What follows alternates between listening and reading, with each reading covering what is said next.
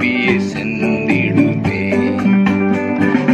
விதைப்பும் அறுப்புமே பூமியின் மீதினில் மாறி மாறி வருமே. பகலும் இரவுமாய் வருடங்கள் மாயமாய் நழுவிய சென்றிடுமே. சிந்திப்பி சிந்திப்பி காலங்களை சிந்திப்பி. இயேசு கிறிஸ்துவின்